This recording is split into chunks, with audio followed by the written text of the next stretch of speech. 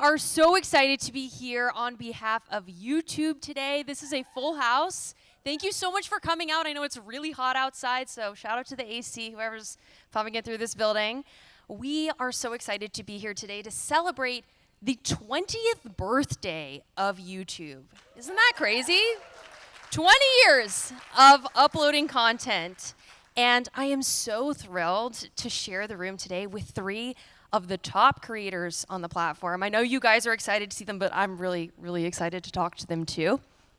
So, first of all, let me introduce myself. My name is Michelle Khare, and I'm the host of Challenge Accepted, which is, oh, thank you. It's a docu-series on YouTube where I try the world's toughest professions, and I learn everything from hostage negotiation to attempting Harry Houdini's deadliest magic trick. But today, I am thrilled to introduce these three incredible creators. First, let's start with the one and only Cassey Ho. So Cassey, in case you live under a rock and never open the YouTube app, Cassey is an entrepreneur, designer, and the founder of Blogilates. And what started as a YouTube channel for Pilates classes has grown into a global movement.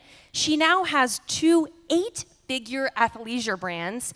And if you happened to walk into a store called Target last month, you would have seen her designs front and center in a capsule collection. It's pretty epic. In addition to all of that, she also has over 10 million subscribers and over 1 billion hours of watch time. Let's give it up for Cassey. That's amazing. And there's more. Next, we have Josh, who is the executive director of culinary content at Mythical Entertainment. Thank you. So Josh hosts this incredible interview show called Last Meals and has over 114 million lifetime views. He has cooked for Tom Hanks, Post Malone, Gordon Ramsay, Meghan Trainor, Emma Chamberlain, and Jason Kelce. He also hosts the very cleverly titled podcast, A Hot Dog is a Sandwich. That might be spicy for some people in this room. We're not getting political today, We're not getting political today. But most of all, he once held the Guinness World Record for the most baby food eaten in 1 minute. I will get that record back. Andre Ortol from Germany took it. We're coming back next year. Thank you. And lastly, we have who I think is the greatest host of our generation, Sean Evans. Again, if you still are living under this rock, Sean is the chief creative officer at First We Feast, and of course the host of the award-winning YouTube show Hot Ones, where he's convinced some of the biggest celebrities in the world to answer deep-cut interview questions while eating progressively hotter chicken wings. And I hear there's an activation here where you can actually try it yourself. I'm warning you now, you've been warned. He has also won a Webby, Shorty Award, Daytime Emmy, and Critics' Choice nomination. And as of today, I mean, we've only been in the year 2025 for 2.5 months. So much has happened. But just this week, Sean was on Jimmy Kimmel Live, the Oscars, and a Super Bowl commercial since January 1st. That's crazy. Thank you. How are you guys doing? That was great. Thank you. I'm gassed up. Really good. Amazing. Awesome. I'm feeling great. Well, the cool thing about today's panel is we are very privileged to have the majority of this panel be audience Q&A. So later on, you guys can come up to the mic. I'll give you instructions for that in a bit. But I will kick us off. So something I think people don't realize about what we do on YouTube and the creator economy is that it used to certainly be one person in their bedroom with their camera, team of one doing everything. And now we're seeing people emerge full businesses, production studios, and more. So Sean, this is a selfish question. I'm coming out the gate with a selfish question. I would love to know, behind the scenes, raw look, what does it take to make one episode of Hot Ones, and how many people are involved? So it's a pretty small team, as it has been since the beginning. I think on the Hot Ones core team is about a dozen people, and mostly the same people from when we first started. And an episode, once we have a booking, I like to have about a week in front of that and just sort of marinate in the life of that person. So if they're a musician, I'll listen to all the music, make a playlist, that'll become the soundtrack to my life. If they make movies, then I'll, do a double feature before bed every night and try to work my way through the filmography. If they've written books, I'll read them. And then you just try to dive into the material as much as you can. Josh is also great at this, but getting into the profiles, reading all that you can, watching all the YouTube videos, the podcast appearances, just download as much as you can. And then after you have kind of a idea of who this person is, what are you just sort of curious about? Write that all down, see if you can extract an interview out of that, and then do a little armchair psychology, sit down with the person and hope that you execute against that. And still to this day, I'm in the edit. Like, that's kind of my favorite thing, is laying down a sound bed. So that's kind of like from the beginning to the end, what it takes to put together a Hot Ones episode. Wow, that's incredible. And Cassey, I think your business journey is incredible as well, because you're very heavily focused on the product side with 2 8-figure businesses for the athletic wear lines. And something I'm curious about in your business is, how do you go from hearing someone complain about a problem and taking that and inventing a new product to solve it? Okay, usually it starts with me having the problem, and I like to solve it for myself, and then I'll poll the audience, be like, so do you have this problem too? And usually they do. And then the product development process can take anywhere from 9 to 12 months, which is really rare, up to 2 to 3 years for one product.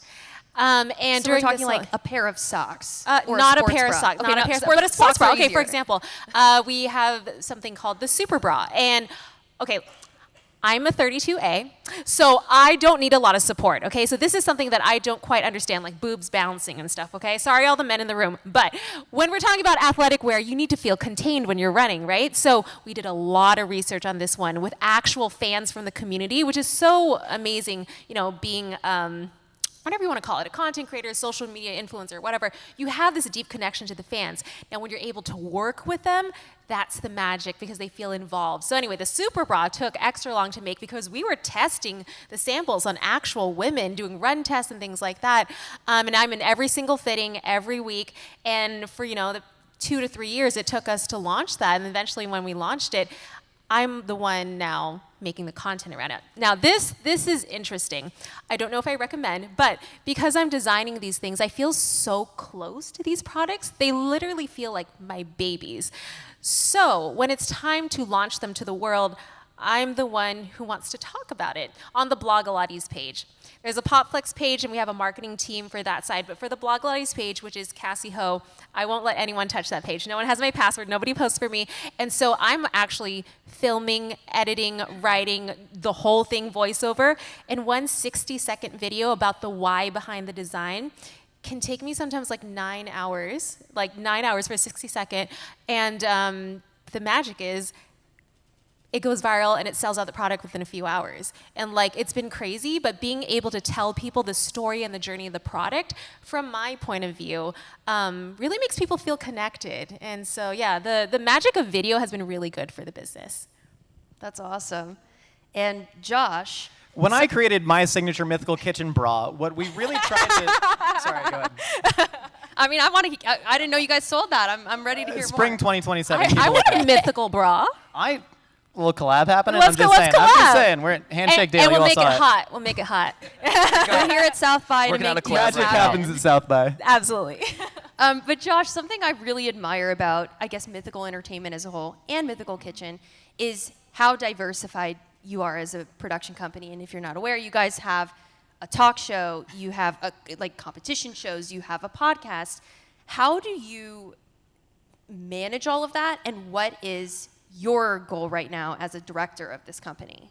Sure. So part of it just is what you are naturally inclined to do. And me, I have way too much ADHD to do one thing. And I am very lucky that I've had some awesome mentors in Rhett and Link at Mythical Entertainment who they've been doing Good Mythical Morning for well over a decade at this point, and the show is very, very diverse. There's so many different segments on it, and so when we launched Mythical Kitchen as a spinoff in 2020, we knew we didn't want to put all of our eggs into one basket, and so we would always have shows like Fancy Fast Food. We had a science-based show called Myth Munchers, and then we launched a show called Last Meals that I've had the pleasure of having Sean on before. My favorite interview. It's my favorite. You're awesome. That means You're a lot. awesome. And knowing your process, you raise the bar for interviews, especially on YouTube, but also literally across the world, so high that I then had to marinate in your life for over a week. I had to call up your sorry local about public that. library Yeah. to pull microfiche.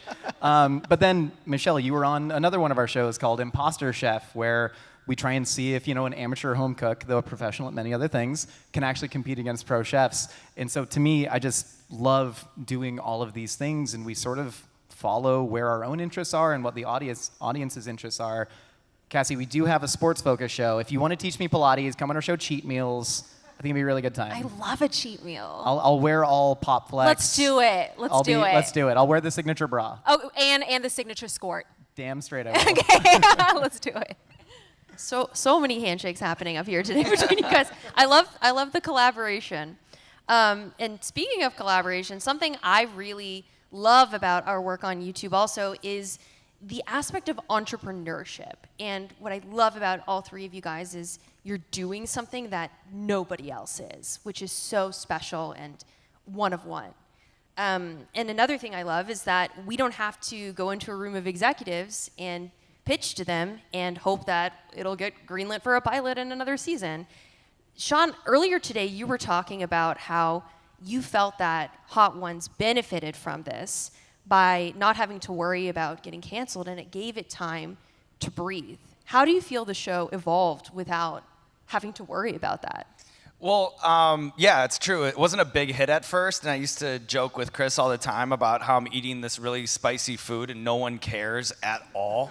I don't know how sustainable this whole thing is, and you do think like, oh, well, if this were on a network or something like that, we probably would have been canceled before we ever got a chance to figure out exactly what the show was and what it meant. But we were able to work our way through that kind of rough spot. And then once there were like these episodes that became mass discovery events and the show was off and running, what I think then happens, and this is kind of unique about us, is that you're so connected to the audience and you can see that it's the same people showing up every week. It's not necessarily like, oh, I'm a fan of this person, I'm gonna tune in to see their interview while they eat wings. They're just watching every week's episode of Hot Ones. So that was really motivating. When it first kind of started out as just a YouTube chicken wing challenge, kind of a bro down, once this audience came in, it really motivated us to take the interview seriously. And if we can combine those two elements, the classic interview, the oldest construct in the history of media, that's not going anywhere. But then it has this unique novel hook. If we can combine those things, then maybe we have something that has some real longevity to it. So I think it was those factors that all made it possible for us to now have the show that's approaching its 10th birthday. Well, congrats on that. That's awesome. I also think like the lack of red tape allows for really awesome creative moments, which is really cool. And Josh, I'm curious too, again, for anybody who hasn't seen Mythical Kitchen, how is what you're doing more unique than what network cooking shows are doing? Oh my gosh, the lack of red tape is absolutely paramount to all this. Speaking of eating hot things for no benefit whatsoever, what I love is the amount of truly mass experimentation that you can do on YouTube to find out what works, to find out what actually bolsters your community. We did a couple episodes of a show. Everyone go check it out. I tried to eat a ghost pepper and then cook against a chef who also did that. And something like that couldn't get greenlit. Did we keep going with it? No. Did I get gastroenteritis? Absolutely. Sean, mad respect for what you do. Mike, Thanks, man. You are, I appreciate that. you just drink candle wax beforehand and it coats your stomach? No, I just ride it out. I think about, as painful and miserable as it can be sometimes, as uncomfortable as it is, it's a whole lot better than my life before it. That's the way I think about it. That's how I get love over that. the pain. He's not going back to the spreadsheets, man. No, but it allows you to actually experiment at such a fast clip in ways that get you to find what you're passionate about, that get your fans to discover what they're passionate about. It's something that's so unique to YouTube. if you have one show that doesn't do well, fantastic. You're uploading another one next week. And so it's almost like, it's just such a big windshield and such a small rearview mirror for me in that way that makes it so creatively fulfilling.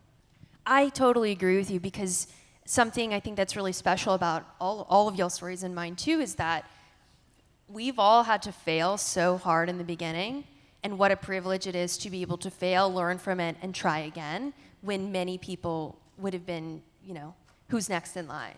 So that's awesome. And Cassey, on that note too, I'm curious, because you have a huge team now. Like how many people are on your team? So we have 28 full-time people on our team, but this is because we're an apparel company. When it comes to making content for Blogilates Cassey Ho, it's one person, it's me. It's you. I don't even like when my husband sees me filming. I'm like, ew, go away. I like it to be a very intimate process, even though everyone gets to see it. But yeah, I'm weird. I do think, we kind of glossed over that earlier. It's a team of one that is, like, you are taking it from this incredible product that a team of 28 has put together, and it's your voice who is inspiring, like, people to sell it out. Yeah, I mean, I'm so grateful for our team right now, because there was a time when our team wasn't like what it is now. And, hiring is really, I don't know where you want to go with this conversation, but building a team is literally the hardest thing. Hiring people is the hardest thing about running a business. Finding people who want to live and breathe that mission with you and to serve the audience, serve the customers, serve the fans on like that same exciting level is really hard to find. And in the beginning, I used to hire just for skill, because I didn't know. It's not just that. It's the culture, it's the compatibility, it's that like commonality with the mission, and also just like getting along with each other, which is no duh. But no, I'm just really grateful. And also hiring people who know a lot more than me. And so I didn't go to school for fashion design. I learned everything on the job through making mistakes, lots of failures. And then hiring people like now from Reebok, Spanx, soon some Aloe. Like, I learned so much. I'm so grateful every day. And when you have these high-profile talent choosing to leave these big brands to come work with you, what is the commonality? Like, what do they see in your work? Well, I think a lot of us have been burned by working in corporate. Like, I personally have. I only lasted 8 months.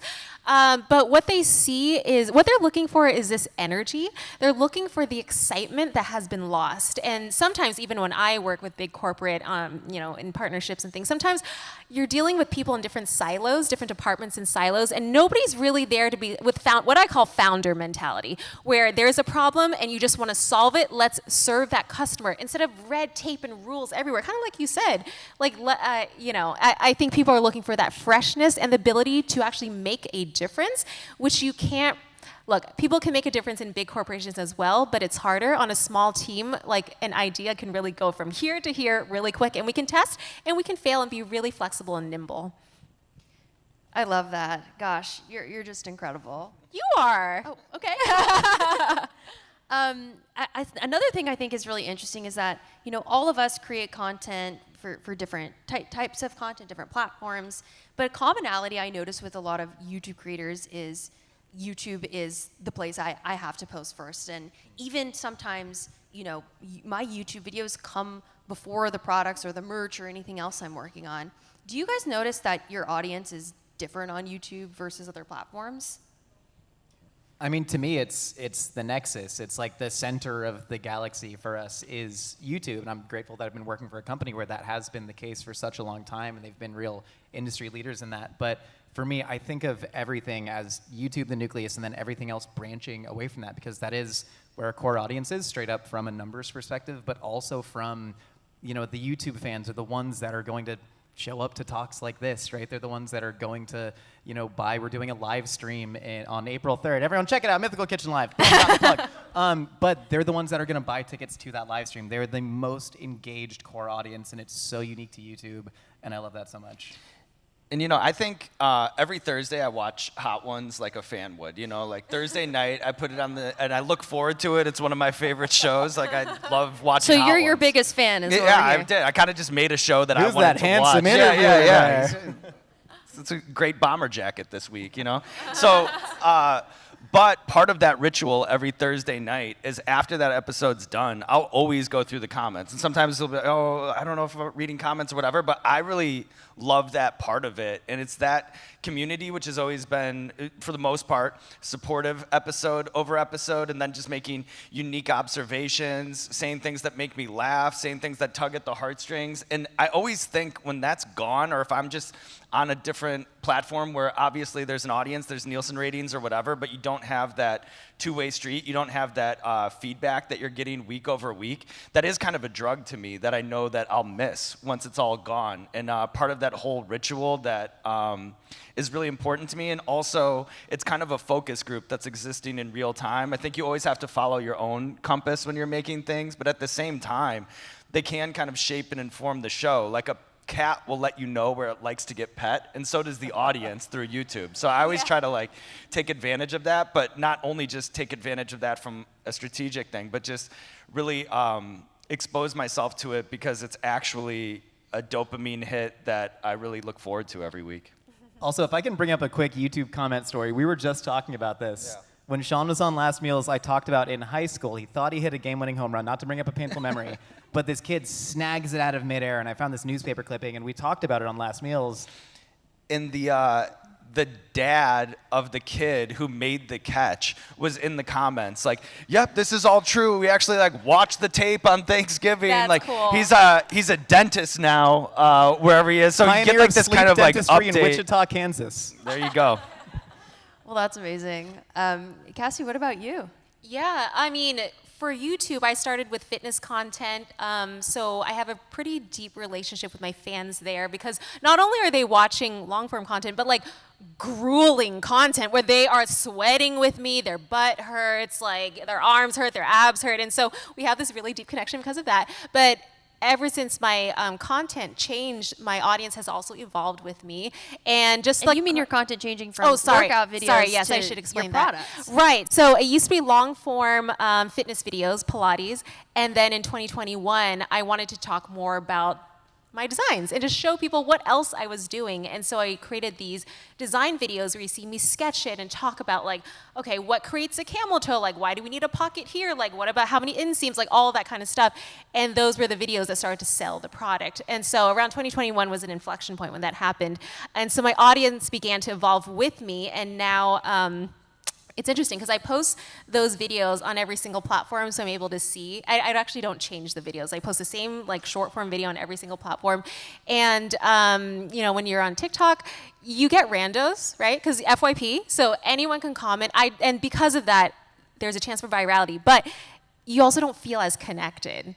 Whereas like on YouTube and Instagram, I'm able to feel a lot more connected with people. But anyway, I still pull comments from all platforms and solve their problems with them. So anytime I start a video with like some comments, could be pulled from any of them.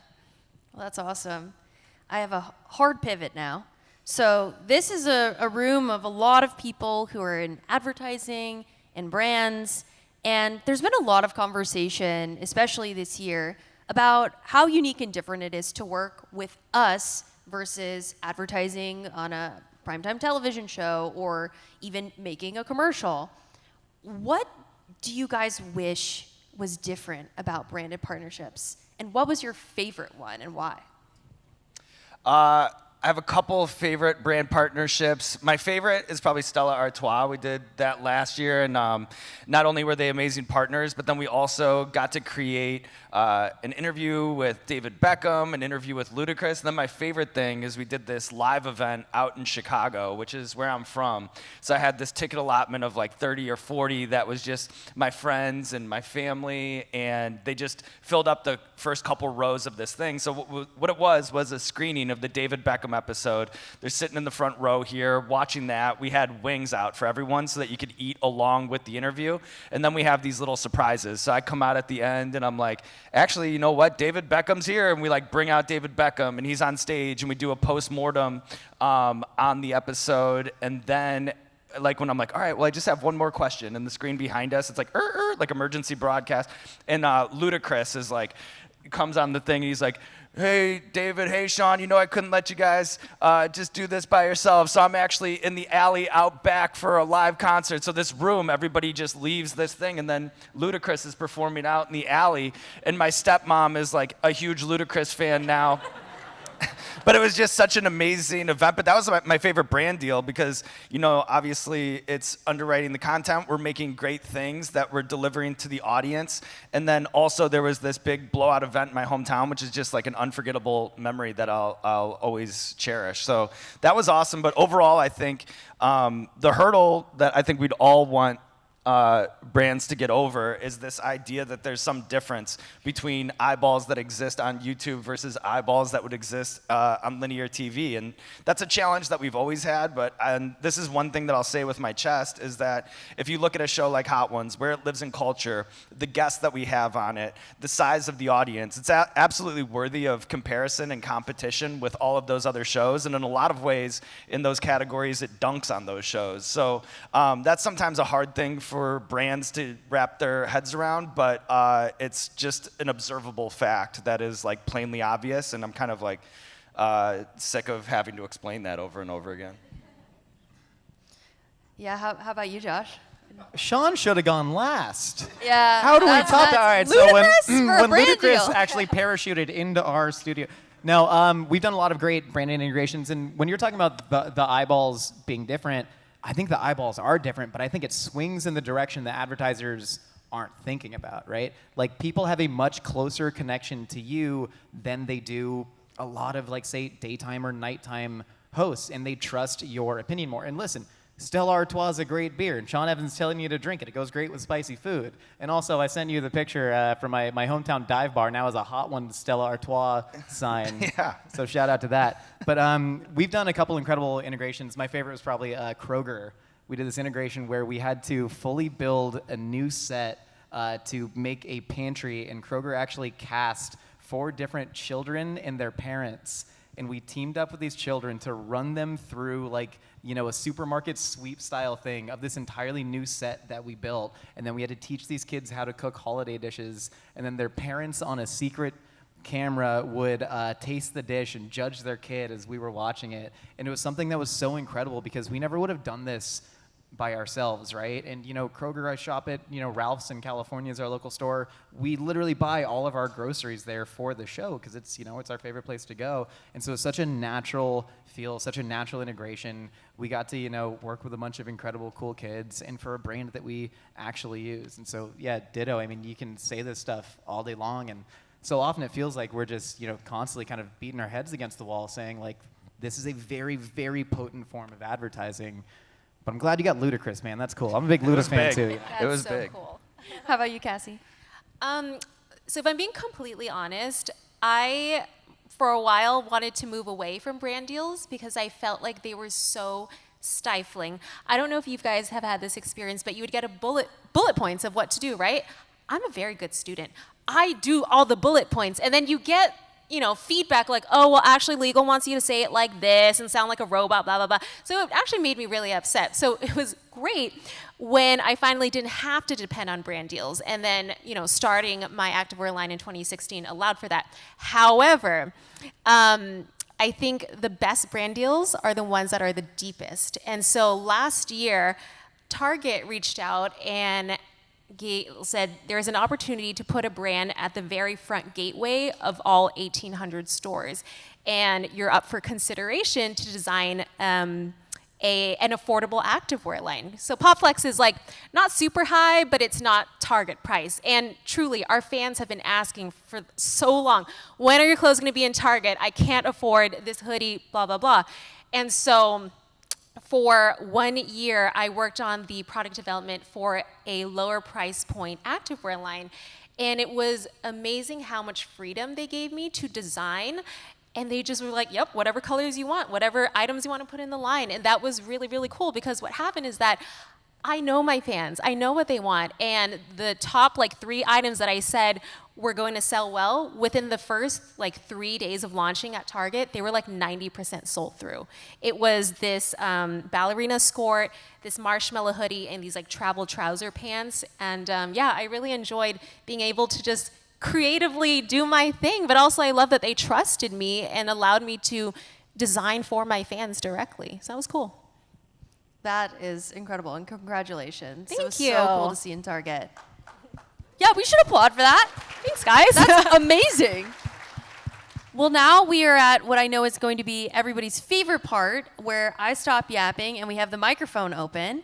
If anyone has any questions for three of the biggest creators on the platform, step forward, please. You're wearing the skirts! Wow. Oh my God. God! You look so good. Oh my God. That's the We have a pirouette model score. on the That's runway pirouette right score. Please introduce yourself and feel free to ask a question. Of course. Hi, I'm Neha. And, Neha. nice to meet all of you. And yeah, Cassey, I've been following you since the Blogilates day. My sister lives in India, and we used to do your calendar together. But Oh, yep, the calendars. yeah. Yep.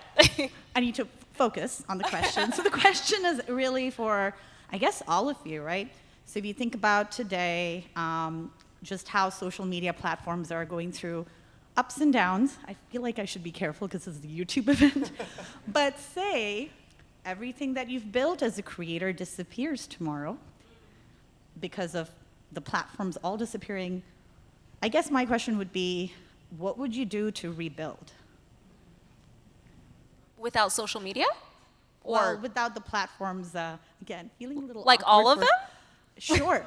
The internet dies tomorrow. The internet dies tomorrow? Well, so okay, No? I guess entrepreneur to entrepreneur, right? Like I think you always think of worst case scenario, and the things that you're grounding your business on just kind of like the ground beneath your feet disappear, right? So I guess what are your strategies as content, or how have you thought about that as a content creator? I would move back to Chicago and get a normal job.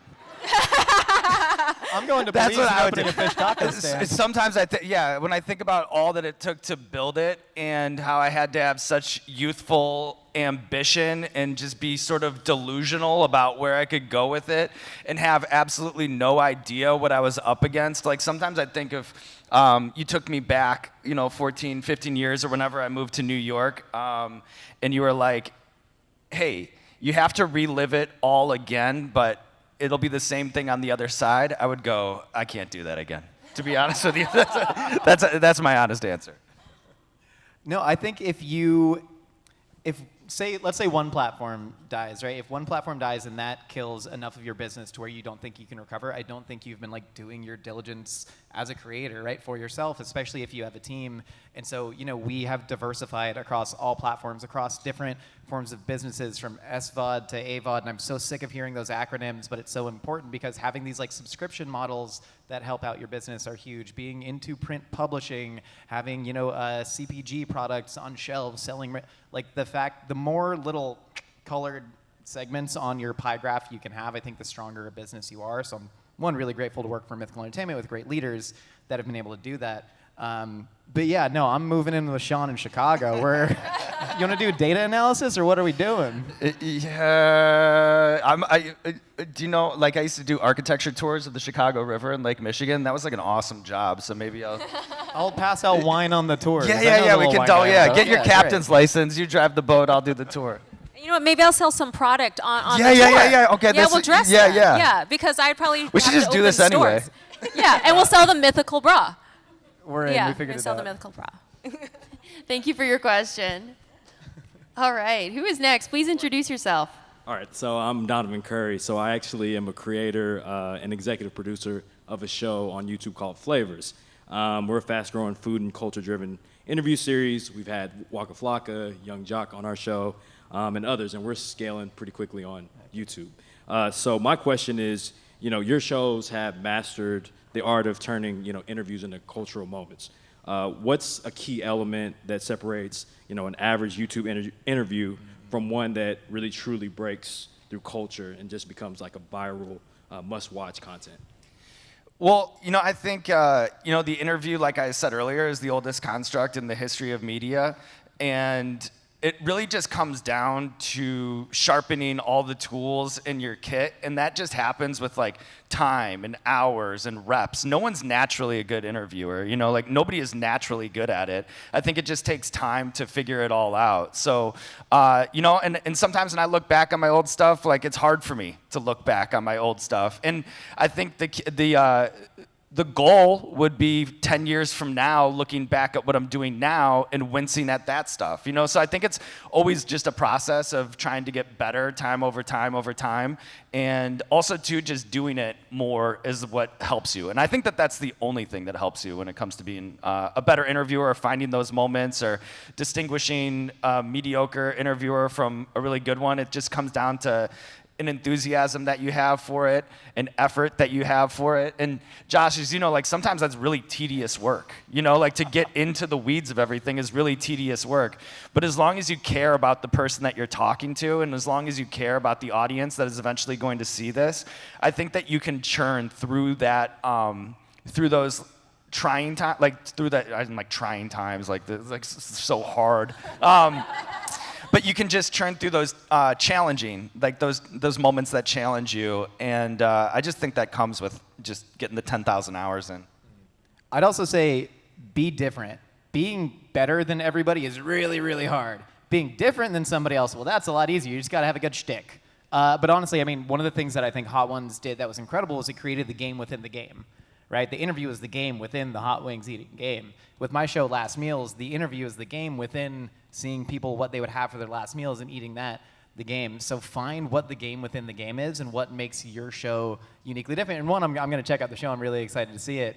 But find out what makes you different and then drill into that niche. Like with, you know, you've said Hot Ones, you want it to be like the interview of record on the internet, and it very much is, you know, which is kind of awesome. And then, you know, when we launched Last Meals, it's like, well, I want to lean into this idea of like, we all got to eat and we're all going to die. Everybody deals with grief and death and mental health and struggles. So I wanted to lean kind of into that area because it fit the game within the game. So find that game within the game. Good luck. Yeah, thanks for your Yeah, question. really, it's Hey, hard, man. congrats. Thank you.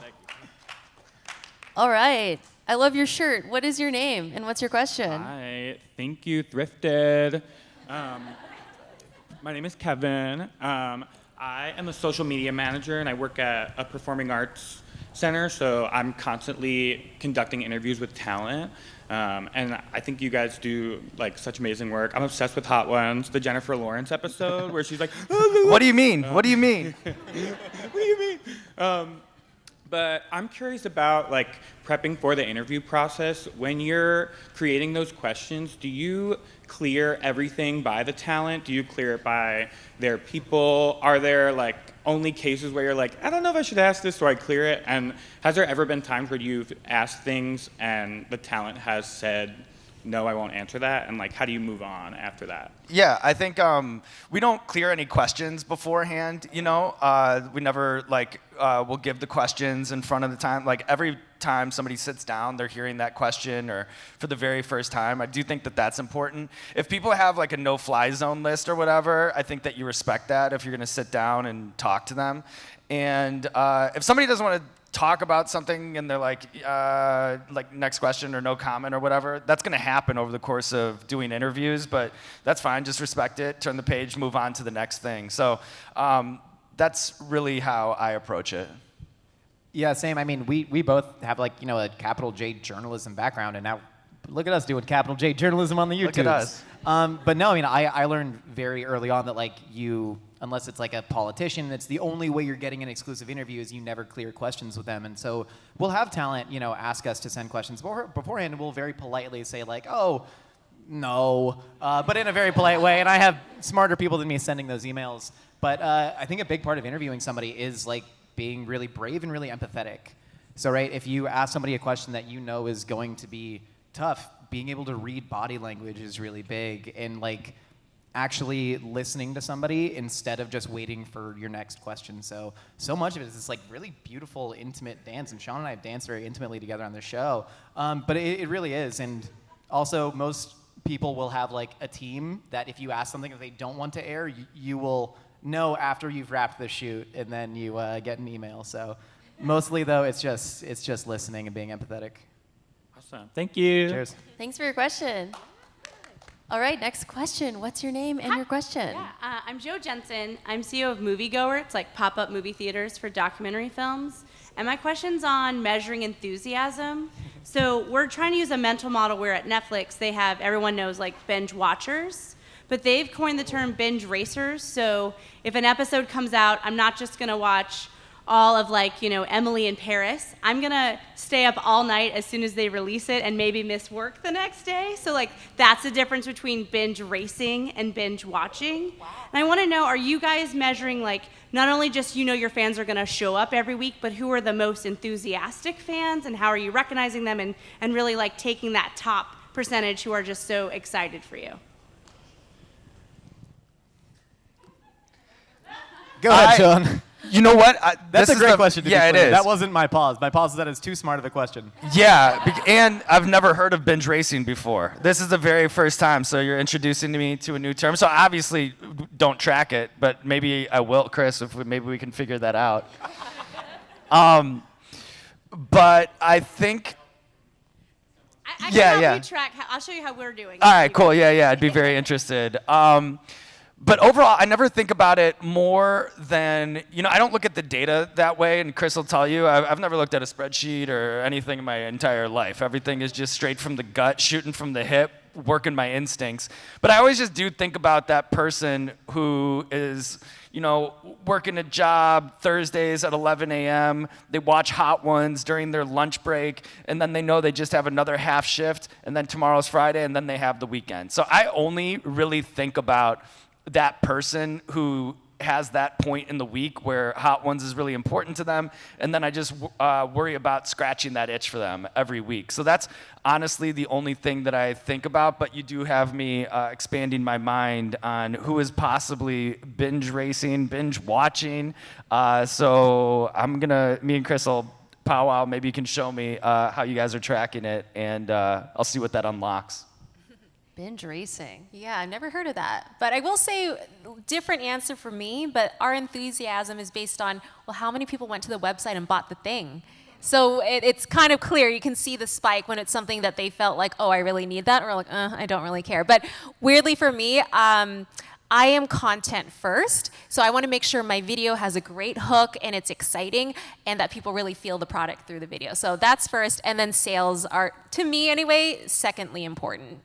Yeah, I think we like to track our library views, right? So if we have, you track new viewers RL is one of the things that are very important to us, but then how many people have gotten hooked as a new viewer and then go back and watch all the old episodes, and so we will track those distinct spikes in the library views based on a new episode, and so that's kind of a way that we measure that enthusiasm. Also, happy faces in the comments. Anecdotal data is still data. That's what I'm saying. Thank you for your question. All right, what's your name and your question? Just making sure I'm making the video because I'm Anna, and the question that I'm asking is from my daughter Emilia. She's 13. She's a huge fan of yours, Cassey. What's her name? Amelia? Emilia. Amelia. Hi, Amelia. She will be delighted, and she really wants to become a fashion designer and also a YouTuber. So she's asking, imagine if you're 13, but you know everything that you know now. What advice would you give to yourself if you wanted to be a fashion designer, and how to stand out from competition, where to start, where to focus on now? You're gonna make me cry because I wasn't allowed to be a fashion designer. I come from a Vietnamese and Chinese immigrant parent background, and so my parents were like, doctor, lawyer, or failure. And when I was 13, I knew exactly what I wanted to be. I wanted to be a fashion designer. I always carried a sketchbook around with me. I made my Halloween costumes, my dance costumes, my friends' prom dresses. It was in my soul. But my parents just wouldn't allow it. So I went to school for biology to become a doctor, but my heart was so hollow. And it's just interesting how the universe leads you to where you're meant to be. And for me, it was that first fitness YouTube video, doing Pilates, and somehow that built a community, and then that community supported me as I began to show my designs. And so if Amelia wants to become a fashion designer, she should do it. She should go to design school. She should talk to other designers who have done it and really just start putting things out there. Sell on Etsy. Just go for it. But with your support, I think it'll be a much nicer journey for her. Clearly, I'm still dealing with the trauma of that. But because of it, honestly, because of how hard I had to fight for the life that I have now, I think my parents indirectly gave me the fire that allowed me to find the success that I have today. But yeah, I wish her all the success. Thank you so much.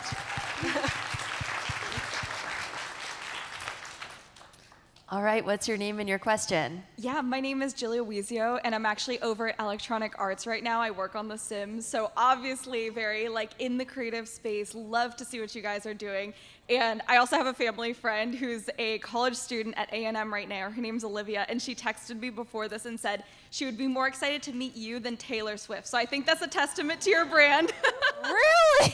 Yes, she was Wow. so excited. She's like, I'm wearing her skirt right now. Oh. So she was thrilled. That's so cool. And she's just, we're all very inspired by everything that you guys do. And again, I think that there's an incredible roster of talent up here. So I wanted to ask you guys, what is the next milestone that's unachieved for you guys in content? I know you guys have accomplished so much, but if there's one thing that you could check off the bucket list in the content world right now, what would it be? And I would love to hear you guys' Great thoughts. question. Bucket list. I mean, it's kind of been a theme through the weekend, but, last year we were eligible for Emmy consideration, which kind of took us by surprise. And not something that we ever really thought, snaps, not really something that we thought, we just weren't thinking about it at all. But now that that's kind of out there, that becomes a crystallized goal that you have in front of you, and a mountain that we haven't climbed yet, and one that we didn't even know existed. So now that we know it exists, and now that we know that the carrot's on the stick in front of us, that's something that we're chasing. It's a crystallized goal. I have a terrible answer to this, and this isn't the answer you should say on a panel especially, but it's not that juicy. I don't believe in kind of goals and milestones like that. I don't know if any of y'all feel that way, but for me it's the gig and the joy of it is to make the show, right? And then in the question earlier about what happens if all the platforms go away, you make the show and you put it on the one platform that exists. You put on a live show for the town square if we really are in the apocalypse. And so for me, I love just making the show, and we're distributing out on other platforms and all that, but for me it's just the joy in making the show the best thing it is possible. I think a goal that I have that is not content related, if I could just share, is finding sustainability in the life that I have now, because I rarely sleep. I don't know about you guys, but it's not a good situation right now. I work too much, and so that's a goal that I have. I need to go on vacation. I need to go swim with the whale sharks. I need to do the things, and I cannot find the time. And so hopefully I can figure that out. But if you want me to answer the content thing, I don't know, having fun doing the content. I film myself and I edit it. It actually brought the joy back into content for me when I went to short form. When I was doing long form, if I'm being completely honest, I was sick of hearing myself teach double leg lifts and crunches. So I needed something that was just going to mentally and emotionally challenge me a lot more. So I'm happy with my content now. And the joy for me is in creating product. That I never want to stop. I love that. So proud of you guys. I'd like to change my answer. I want to beat Gangnam Style. Oh! They're coming for you, Sai. My goal for I'm rooting this for year you. is I want to meet Tom Cruise. And I want to do it by recreating some of his biggest stunts. So if you guys have access to an A400M plane or the Burj Khalifa, please let me know. That's me just putting it out there. It's going to happen. You always make it happen. Thank you for your question. All right, who's next? Please say your name and your question. Hi. Oh, okay. Hi, I'm Myra. I'm the founder of Generational Joy. And 2 years ago, I realized that I didn't know who my mom really was as a person. But then I realized I also didn't know how to communicate with her. So I created a card game you play with your mama to discover generational joy. And the question that I asked her, well, one of the many questions that I asked her, is what is something you've always wanted to ask or say to me? And she just kept staring at me. And then she finally said, I don't think you've ever loved me. And I got to profess my love to my mom. And I also saw how one conversation can liberate an entire lineage of generational pain. So I'm up to healing generational pain through play. And my question to you would be, if you were to, because I'm looking for creative ways to market this, and if this was your game, your product, how would you go about that? Oh, I mean, We're in a brainstorm now. get two people, like even me and my dad, to get me to play the game and let's see it break on camera. Like that emotion, like, I mean, I just remember even watching that short from so long ago. It was called Bow from Disney. And I just like connected so hard with the dumpling. Like, I don't know, I just like felt everything because I have so much generational trauma, just like, and so I think finding people who want to heal but don't know how, and I don't know about you, but just from my background, like Vietnamese, Chinese, immigrant parents don't think they need to go to therapy. They don't think anything's wrong with them. And so maybe something like that might actually help. Yeah, I'd get that on camera.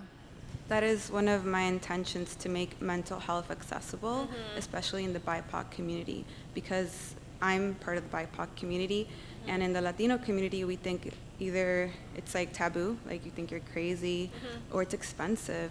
So, but saying like, hey mom, let's play a game, that's just a softer approach. That's really cool. Well, congrats. We can't wait that's to an see incredible you product, for making truly. that. your YouTube shorts blowing up. Okay. Thank you so much. Thank you for your question. Who's next? Hello, can you hear me? My name's Lewis. My question is about, in the traditional like music and TV world, Seinfeld or Taylor Swift, all the money comes from the back catalog.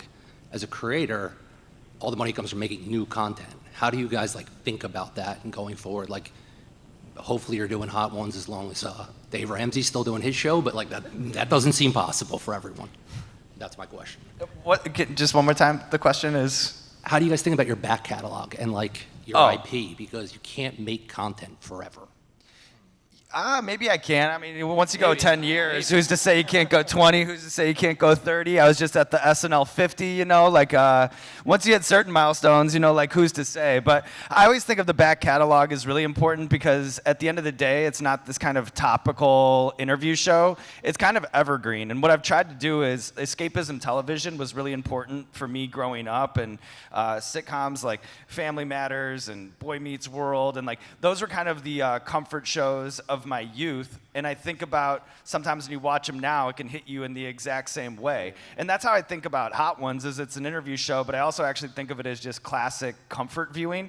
So maybe these things kind of can live on in a secondary life, like many, many years in the future. And then I would hope so, because the back catalog's so enormous at this point. So that's kind of the way that I think about the back catalog and how it can have sort of a next generation later on down the line, and also how I approach just doing the interview. Like, is this something that can live for a long time? And, you know, I like, watching a Nirvana documentary and seeing like an old Kurt Cobain interview, you know, and I'm thinking like, oh, like what version of, you know, like what episode of Hot Ones kind of lives forever that way? So that's kind of how I think about the back catalog. I just want to give a quick back catalog story that's related to your sweatshirt right there. One, go Birds. But we had Jason Kelce on my show Last Meals, and I am a massive Philadelphia Eagles fan. He reached out. He was a fan of Mythical. Go Birds! We got Birds fans in the house. Hey, we're coming back. Dynasty. Anyways, so he was on Last Meals, and this is before his podcast launch. This is certainly before Travis Kelce started dating Taylor Swift. And so, you know, the fact that this is evergreen and infinitely searchable and discoverable on YouTube is we had this massive influx of mostly Swifties who I love. Don't ask me to name a song or an album, but we had this massive influx of Swifties rediscovering this back catalog through, you know, just one of my personal hero athletes. But another thing is, you look 5-10 years down the line, all of the distribution platforms are going to look so very different as they did 5-10 years ago. If you told me that, you know, YouTube is now just an app on everybody's smart TV right next to, you know, Spectrum Cable and Hulu and Netflix, right? Sharing an equal playing field, you know, that's crazy. So the back catalog, you know, there'll be new opportunities that look very different in 5-10 years than they do today. And, you know, we'll be ready for it when it does. Yeah, I totally agree. And if you're doing it right and if you put up a new video and it pops off, you should see the other episodes of that series start to perform well as well. And I think that those end up being your most dedicated fans because they find your stuff and instantly want to binge it. Okay, thank you. Yeah, okay, I'm being told we have time for one more question. I'm sorry, but thank you. Okay, let's hear one more question. Well, hello, y'all. I'm Janelle, and my question is, as humans, how do you mentally process like the immediate anxiety after you hit post? And how has that changed for you over time? Have you seen Severance? So I actually got an experimental procedure. No, I think there was I had a lot more self-consciousness about everything in life, not just publishing a video earlier on in my career. And eventually, I think it's like eating spicy food or like a Thai kickboxer kicking a tree until their shins turn to steel. It's that. You just eventually build up such a thick skin through repetition, right? And understanding that, there are going to be 100 positive responses and your mind just automatically finds the one negative one, and do enough therapy and you'll learn that that's called a limiting belief? I don't know, I forgot what she said, but yeah, I think eventually you just build up a tolerance to it, and it kind of goes away. Okay, I'm gonna be so honest. I have more more anxiety showing a video to someone that I know than uploading to millions of people. Does anyone else feel that? Me with public speaking. Even not one of my Strangers videos. great. I get more anxiety showing somebody a YouTube video I just like in person. That's also because they can judge you. Yeah. Anyway, I don't know. I just I put it out there, and I don't know. I edit the thing, and I'm proud of the thing. So I'm a lot of my first views. So I just keep watching it. I think if you're proud of it, either you'll find the people that are like you and like you for your content as well, then they're just gonna lift you up. And there's also there's crazies on the internet. Of course, there's gonna be mean comments here and there, but you'll find your tribe, and then it's gonna be great. All right, awesome. Thank you all. Thank you. Thank you, everybody. Thank you so much for joining us for our panel this afternoon. Let's hear it for our panelists, Sean, Josh, and Cassey. And Michelle. Thank you so much. Thank you.